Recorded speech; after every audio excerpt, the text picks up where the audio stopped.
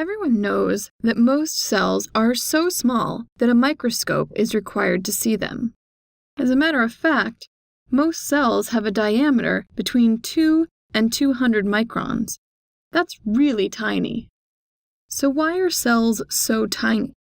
The first reason why cells are so small is because of the slow speed of diffusion.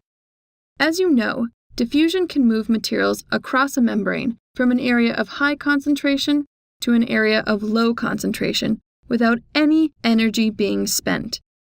This is a great deal for the cell, since it can get materials without spending energy. The only problem with diffusion is it's a very slow process. It takes a really long time to get materials by diffusion. By limiting their size, a cell limits the distance that materials have to travel. This way, they can get the materials they need within a reasonable amount of time.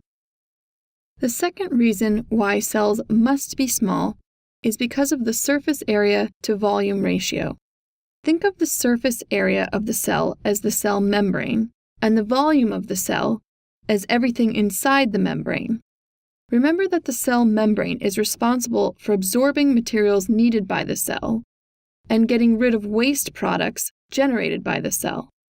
In order to be able to keep up with demand, the volume of the cell cannot exceed what is supplied by the surface area of the membrane.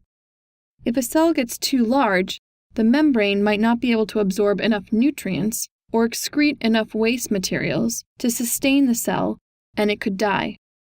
This is why surface area to volume ratio is so important.